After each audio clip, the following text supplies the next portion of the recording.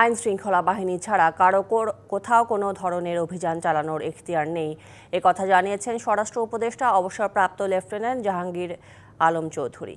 তবে এ ব্যাপারে অভিভাবক ও নাগরিকদের সচেতন হওয়া উচিত বলে মনে করেন তিনি। রাজধানীর তোপখানা রোডে ট্যুরিস্ট পুলিশ হেডকোয়ার্টার্স পরিদর্শন শেষে তিনি বলেন যে কোনো ধরনের মব নিয়ন্ত্রণের চেষ্টা করছে সরকার। সম্প্রতি বিভিন্ন স্থানে ছিনতাইকারী সন্দেহে গণপিটুনি দেয়া সহ আইন নিজের হাতে তুলে নেয়ার প্রবণতা বৃদ্ধি পেয়েছে।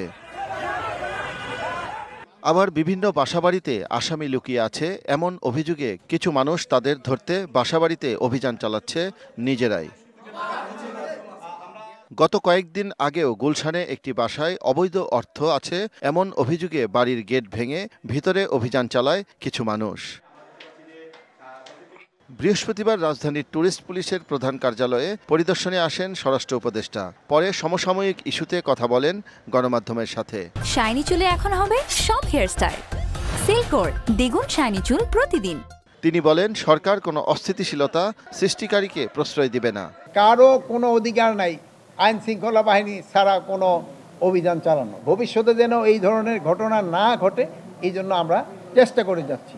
জড়িতদের আইনের আওতায় আনা হচ্ছে বলেও জানান তিনি। এটা আমরা যেই জায়গায় হচ্ছে আমরা কিন্তু সাথে সাথেই তাদের আইনের আওতায় নিয়ে আসতেছি।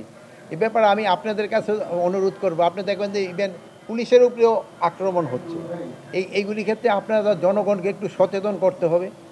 জনগণ এত উচ্ছৃঙ্খল হয়ে গেলে কিন্তু অনেক সময় সমস্যা হয়। এ ধরনের ঘটনা রোধে নাগরিকদের মধ্যেও সচেতনতা দরকার বলে মনে করেন স্বরাষ্ট্র উপদেষ্টা। এর ক্ষেত্রে আপনাদেরও একটা বড় ভূমিকা পালন করতে হবে। শাহ ইমন, ডিবিসি নিউজ, ঢাকা।